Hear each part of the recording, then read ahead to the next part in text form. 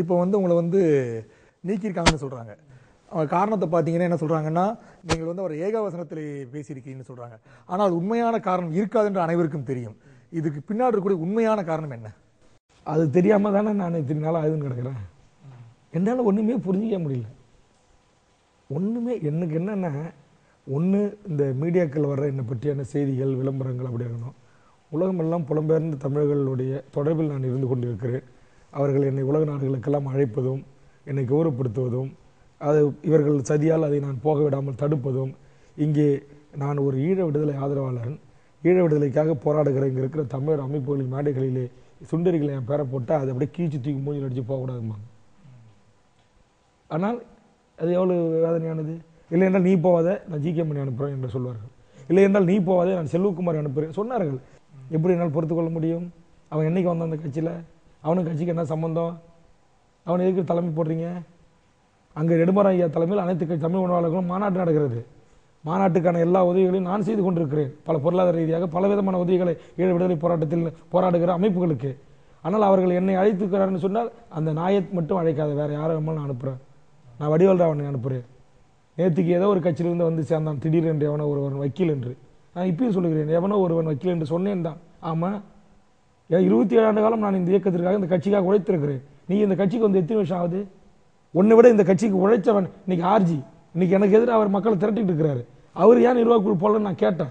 அவர் அறக்கட்டளை உறுப்பினர் போட்டிருந்தாங்க, நீக்கினாங்க, ஏன் நீக்கினீங்கன்னு கேட்டேன். ஐயா பேரில் அவர் நடத்துகிற காலேஜுக்கு பொன்முடி அமைச்சர் அவர்கள் கோப்பு காத்துல கிடந்துச்சு. பொன்முடி கிட்ட போய் இது ஒட்டுமொத்த சமுதாயத்துக்காக நடத்துகிற ஐயா பேர் நடத்துகிற கல்லூரி, ஆனால் அங்கே இருக்கிற ஏழை தாழ்த்தப்பட்ட முஸ்லீம் மக்கள், சிறுபான்மை மக்கள் அனைத்து திரு மாண்புமிகு விஜயகாந்த் அவருடைய தொகுதியில் இருக்கிற ராமதாஸ் ஐயாவின் பெயரில் இருக்கிற அந்த கலை அறிவியல் கல்லூரிக்கு அனுமதி யார் வாங்கி கொடுத்தது? உங்கள் இன்ஜினியரிங் காலேஜ் இன்னைக்கு பன்னீர் கல்விக்கட்டளுடைய அறக்கைகளுக்கு கலைஞர்கிட்ட போய் அனுமதி யார் வாங்கி கொடுத்தது? லா காலேஜுக்கு ஹைகோர்ட் ஆர்டர் வந்தும் லா மினிஸ்டர் திரு பெரியசாமி கிட்ட போய் கெஞ்சனது யாரு? போய் அந்த அமைச்சரை கேளுங்க, வேல்முருகன் கெஞ்சனா இல்லையானே? பொன்முடி போய் கேளுங்க, கெஞ்சனா இல்லையானே? தங்கநிலை போய் கேளுங்க, டீச்சர் ட்ரைனிங் அனுமதி வாங்கி தரது கெஞ்சனா என்னன்ட்டு கேட்கிறது. இதற்கெல்லாம் போய் இந்த சமூகம் வாழ்வதற்கும் இந்த கட்சியின் தொண்டர்களுடைய பிள்ளைகள் படிப்பதற்கும் நாங்கள் யார் காலையிலேயோ விழுந்து உங்களுக்கு அனுமதி வாங்கி தந்தால் இலவசம் ஒவ்வொரு வன்னியனுக்கும் இந்த செங்கல் இதில் இருக்க வேண்டும், உலகம் வாழ்கிற வன்னியர்களுக்கெல்லாம் சொந்தம் என்று அறிவித்தீர்கள். ஆனால் யார் பேர் போட்டிருக்கு? கோவத்தில் முதலமைச்சரையும் திட்டிருக்கிறேன், கேப்டனையும் திட்டிருக்கேன். கேப்டன் கிட்ட கைமாறு பெற்றிருக்கேன்னா, அவர் கல்லூரியில் ஒரு சீட்டு கொடுங்கன்னு நான் வாங்கியிருக்கேன்னா, இல்லை வேற ஏதாச்சும் எனக்கு லாபம் பெற்றிருப்பேன்னா, கேப்டன் இடத்துல நான் கேப்டன் என்று இருக்குன்னு சொல்ல மாட்டேன். அதில் விமர்சனம் வைத்தேன் தான், நான் மறுக்கவில்லை.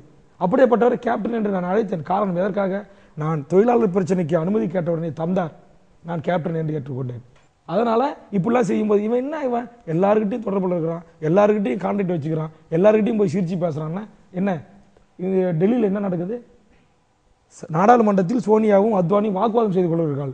மன்மோகன் சிங்கை பொம்மை மாரி உட்கார வைத்து விட்டு மிக கடுமையாக அர்ச்சனை செய்கிறார்கள் பாரதிய ஜனதா கட்சியினர், சிபிஎம், கம்யூனிஸ்ட் தோழர்கள், பாமக, அதிமுக, திமுக, எல்லா லல்லு பிரசாத் யாதவர், முலாயம் சிங் யாதவர் என்று ராம்விலாஸ் பாஸ்வான்லாம் சண்டை போட்டுக் கொள்கிறார்கள். ஆனால் அங்கே மத்திய மைய மண்டபத்திலே ஒருவருக்கொருவர் கட்டிப்பிடித்துக் கொள்கிறார்கள். பிறந்த நாடுகளை காலில் வந்து ஆசி வாங்கிக் கொள்கிறார்கள். வீட்டுக்கு சென்று உணவு வருந்துகிறார்கள். அங்கே டீ பார்ட்டி என்று நடத்துகிறார்கள். ஒரு அரசியல் நாகரிகம் இருக்கிறது இல்லையா? ஏன் வேல்முருகன் ஒரு சின்ன வயதில் எல்லாருடைய எங்கள் குடும்பத்தை சேர்ந்தவர்கள் எல்லா கட்சியிலும் இருக்கிறார்கள். கேப்டன் தொலைக்காட்சியின் வாயிலாக கேட்கிறேன், அதிமுகவோடு யாரோடையாவது அமைச்சர்களோட நான் உடன்பாடு வைக்கிறதுக்கு சட்ட தொலைபேசியில் பேசினேன், உடன்பாடு வச்சேன், என் தொழிலாளர் ஓட்டு போட சொல்லணும் ஒரு தொண்டன்னு சொல்ல அதுக்கான ஆதாரத்தை நான் சொல்லதை பதிவு பண்ணியிருந்தேன், கொண்டாந்து காட்டுங்க. நீங்கள் பண்ணது பல ஆதாரங்கள் என்கிட்ட இருக்கு. இதே போல் நீங்கள் பார்த்தோன்னா 87 நீங்கள் சொன்னீங்க பார்த்தீங்களா, 21 பேர் கொல்லப்பட்டார்கள், உங்கள் சமுதாயத்தை இடஒதுக்கீடாக கொல்லப்பட்டார்கள். அவர்களுக்கு குடும்பத்திற்கு இன்று வரையில் ராமதாஸ் அவர்களோ இல்லை டாக்டர் அன்புமணி அவர்களோ எந்த விதத்திலும் உதவில்லை என்று ஒரு குற்றச்சாட்டு இருக்கிறது.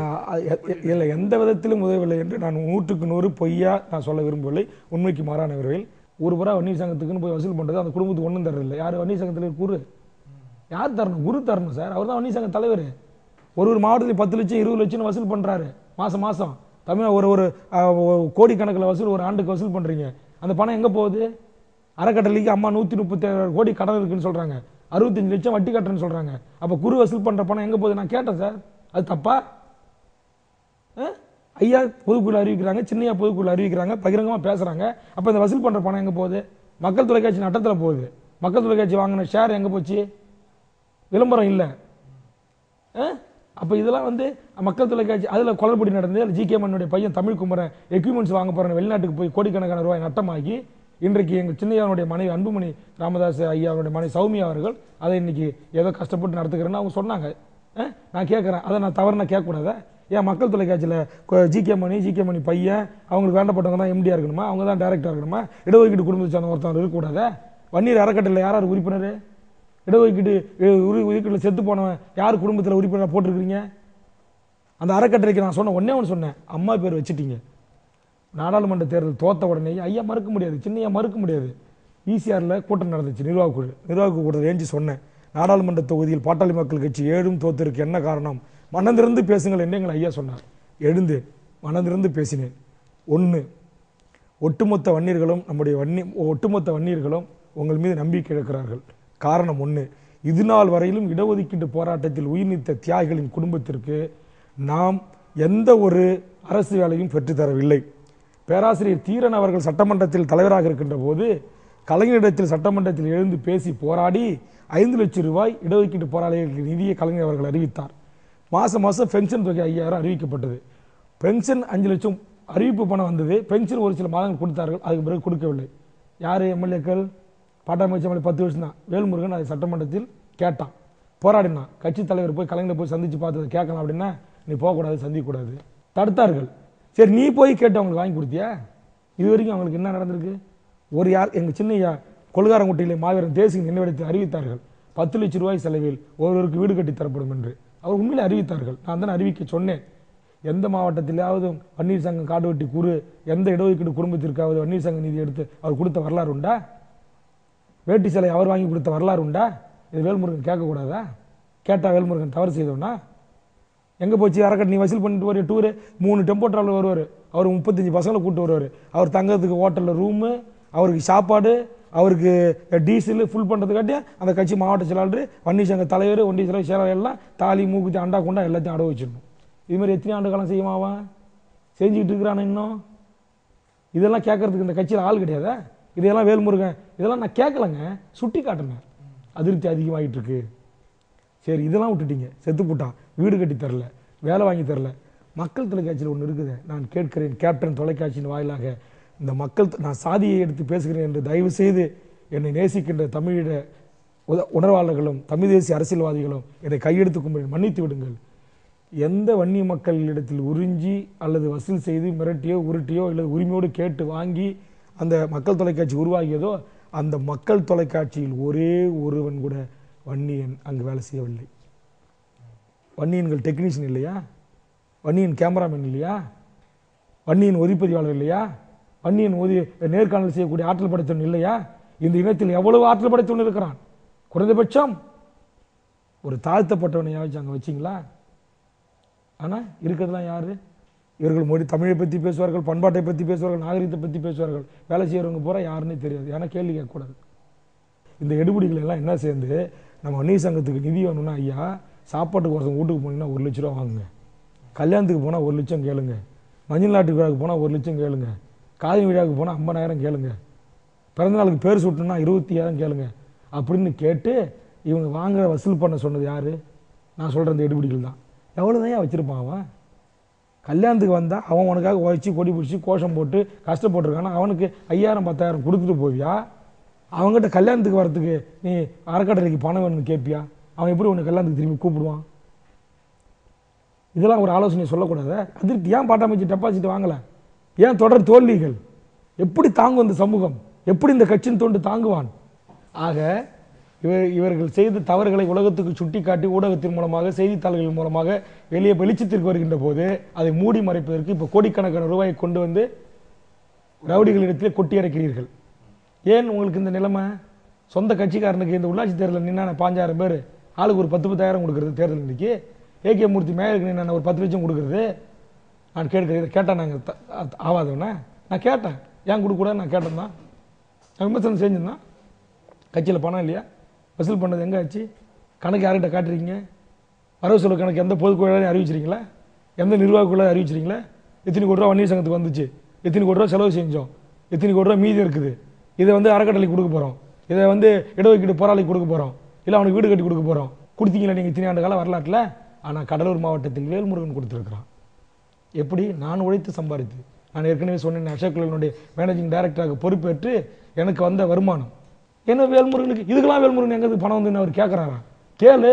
இன்கம் டேக்ஸ் கம்ப்ளைண்ட் பண்ணு. ஐடி செக்டர் வந்து என் வீட்டை ரைடு பண்ணிட்டோம், சிபிஐக்கு போய் கம்ப்ளைண்ட் பண்ணு, வந்து ரைடு பண்ணிட்டோம், நிரூபிக்க தயாராக இருக்கிறேன், கடை வாங்கியிருக்கிறேன். இப்படியெல்லாம் ஒரு பொது வாழ்க்கையில் நேர்மையாக தூய்மையாக இருக்கிற என்னை எப்படியெல்லாம் அசிங்கப்படுத்த வேண்டுமோ, எப்படியெல்லாம் அவமானப்படுத்த வேண்டுமோ, எப்படியெல்லாம் பழி சொல்ல முடியுமோ இந்த சதிகார கும்பல்களால் சொல்லப்படுகிறது என்று சொன்னால், புதிவாறு தூட்டப்படுகிறது என்று சொன்னால், இதெல்லாம் நான் நீதி கேட்க போகிறேன். சொல்லுங்க, நான் அப்படி எதாவது செஞ்சிருக்கேன்னு ஆதாரத்தை கொடுங்கன்றேன். நான் ஏற்றுக்கொள்கிறேன், நான் தப்பு செய்திருக்கேன், என்ன அறியாமல் நான் தப்பு செய்திருந்தாலும் கூட அந்த தண்டனைக்கு நான் என்னை மாய்த்துக் கொள்வதற்கு தயாராக இருக்கிறேன். ஆனால் இப்படி ஒரு இயக்கத்துக்கு விசுவாசமாக இருந்த நாம் ஏதோ ஒரு கட்டத்தில் நம்ம அறியாமல் தவறு செய்து விட்டோம், அதனால் அந்த குடும்பத்தில் பிரச்சனை வந்திருக்கிறது அல்லது அந்த இயக்கத்துக்கு பேராபத்து வந்திருக்கிறது என்று சொன்னால் நான் எனக்கு தண்டனை கொடுத்துக் கொள்கிறேன் என்று சொல்கிறேன். ஒரு கட்டத்தில் உச்சமாக சொன்னேன், தமிழீழ தேசிய விடுதலை புலிகள் பயன்படுத்துகிற சைனட்டு குப்பிகளை கூட நான் இதே இடத்தில் கடித்து நான் என் உயிரை மாய்த்துக் கொள்வதற்கு தயாராக இருக்கிறேன். ஒருபோதும் உங்கள் குடும்பத்தை நான் நீங்கள் நினைப்பது போல் நான் எதிரிடத்தில் கொண்டு போய் உங்கள் ரகசியங்களை சொல்லவில்லை என்று சொன்னேன். என்னுடைய அன்பு, என்னுடைய பாசம், அதனால்தான் 3 நாட்களாக அந்த குடும்பத்தின் அத்தனை உறவுகளும் ஐயாவின் காலை பிடித்து கதறி எழுதார்கள்.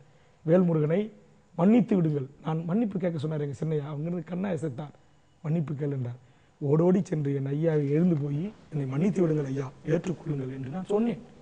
அதற்கும் பிறகும் என்னை அடியுங்கள் என்று ஆளை விட்டு விட்டிருக்கிறார்கள் இல்லையா? எப்படி என்னால் பொறுத்துக் கொள்ள முடியும்? அதையும் பொறுத்துக் கொண்டேன். அதையும் பொறுத்துக்கொண்டு நான் வாழ்நாள் முறையில் உயிர் மூச்சு உள்ளவரையில் நான் கட்சியில் இருப்பேன் என்று சொன்னேன். அந்த குடும்பத்திற்காக, அந்த இயக்கத்திற்காக, அந்த கட்சிக்காக நான் பட்ட துன்பங்கள், துயரங்கள் இன்னமும் என் சின்னையாவின் இடத்தில் நான் நான் ஒரு ஒரு ஒரு நம்பிக்கையுரியவனாக சில வார்த்தை, சில செய்திகளை சொல்லக்கூடாது. நான் என்ன குடும்பத்திற்காக செய்கிறேன்? நாளைக்கு சின்னையா உட்கார வச்சு, ஐயா உட்கார வச்சு, என்னையும் கூப்பிடுங்க, பத்திரிகையாளரும் கூப்பிடுங்க, போய் வேல்முருகன் என்கிட்ட இப்படி சொன்ன, ஐயாட்ட இப்படி சொல்லியிருக்கேன், முரண்படுது, கேளுங்க, நான் சொல்கிறேன். ஐயாவுக்கும் சின்னையாவுக்கும் விசுவாசம் உள்ள, நன்றி உள்ள ஒரு நாயாக இருப்பேன் அப்படின்னு நான் சொல்லிட்டு வந்தேன். இதை ஐயாக்கிட்டையும் பல முறை சொன்னேன். அதுக்கு ஐயா சொல்கிறாரு, என் வீட்டில் நாய் மாரி கிடந்துச்சு, நான் ஒத்துக்கிறேன், நாய் நன்றி உள்ளது. ஆனால் எங்கள் மருத்துவர் ஐயா அவர்களை நான் எப்படி நினச்சேன், ஆனால் நீங்கள் எப்படி இன்றைக்கி வார்த்தைகளால் என்னை வாட்டி எடுக்கிறீங்க? என்ன கூட திட்டுங்க, என் குடும்பத்தை ஏன் இருக்க வேண்டும்? இத்தனை தலைவர்களை நீக்கினீர்களே, ஏன் ஒவ்வொரு மாவட்டமாக கூட்டு இப்படி நீங்கள் இன்ஸ்ட்ரக்ஷன் கொடுக்கல? பேராசிரியர் தீரம் போகும்போது ஏன் நடத்தலை? இளங்கோவன் போகும்போது ஏன் நடத்தலை? பூத்தாளுமொழி போகும்போது ஏன் நடத்தலை? தலித்தெழுமலை போகும்போது ஏன் நடத்தலை? இன்னைக்கு என்ன, எதுக்காக ஓடி பிடிச்சி அடிச்சுக்கிட்டு இன்னைக்கு உலகம் பூரா போய் எல்லாம் ஃபோன் பண்ணி கெஞ்சுறீங்க, கதறீங்க? திருவாமூர் கோவிந்தராஜ் படையாச்சி என்பவர் இருக்கிற பல லட்சம் சொத்துக்களை அழிச்சு செலவு பண்ணிட்டு கஞ்சிக்கு வழி இல்லாமல் 2 வயசு 35 வயசு வரைக்கும் பொண்ணுங்களை வச்சுக்கிட்டு கல்யாணம் பண்ணி கொடுக்காம இருந்தார். தைலாபுரத்துக்கு போய் ஐயா பாருங்க ஏதாவது கொடுப்பேன், இங்கே என்ன வந்த நான் எனக்கு திருப்பி அடிச்சிருக்கிறார், அவன் சொல்லியிருக்கிறார். நான் கேட்கிறேன், நான் இன்றைக்கு யாரெல்லாம் எனக்கு எதிராக ஐயா அவர்கள் திசை திருப்புகிறார்களோ, தூண்டி விடுகிறார்களோ, அவர்களுடைய குடும்பத்தின் விளக்கு எறிவதற்கு காரணமாக இருப்பவன் வேல்முருகன்.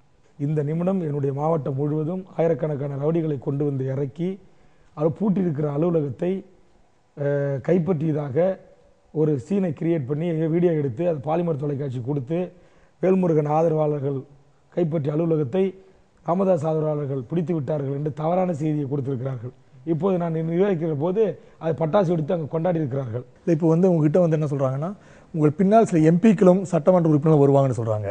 அது எந்த வகையில் உண்மை? தமிழ்நாட்டில் இந்த சதிகார கும்பல்களால் திட்டமிட்டு வெளியேற்றப்பட்ட நூற்றுக்கணக்கான கட்சியினுடைய முன்னணி தலைவர்களும், முன்னணி நிர்வாகிகளும், வன்னியர் சங்கத்துக்கு கஷ்டப்பட்டு உழைத்தவர்களும், அதே போன்று முன்னாள் நாடாளுமன்ற உறுப்பினர்களும், முன்னாள் அமைச்சர் பெருமக்களும், இந்நாள் சட்டமன்ற உறுப்பினர்களும் எல்லாரும் இன்னைக்கு நீங்கள் என்ன முடிவெடுக்கிறீங்க சொல்லுங்க என்று கேட்டுக்கொண்டிருக்கிறார்கள். நான் தன்னிச்சையாக எந்த முடிவும் எடுக்க மாட்டேன். முதலில் மாவட்டம் முழுக்க என்னை வர சொல்லி அழைப்பு வந்து கொண்டிருக்கிறது. அதனால் மாவட்டம் முழுக்கும் பயணம் செய்வேன். கேப்டன் டிவி தொலைக்காட்சியினுடைய இந்த நேர்காணலை நான் உச்சமாக இந்த அளவுக்கு உங்ககிட்ட தான் முதலாக மனந்திறந்து பேசியிருக்கிறேன். உங்கள் பல்வேறு பணிகளுக்கிடையே நாங்கள் கேட்ட கேள்விகளுக்கு பதிலளித்தமைக்கு நன்றி ஐயா. கேப்டன் தொலைக்காட்சிக்கு என்னுடைய நெஞ்சார்ந்த நன்றியை தெரிவித்துக் கொள்கிறேன். நேயர்களுக்கும் நன்றி, வணக்கம். நேயர்களே, மீண்டும் அடுத்த அரசியல் அரங்கத்தில் சந்திப்போம். அதுவரை நன்றி, வணக்கம்.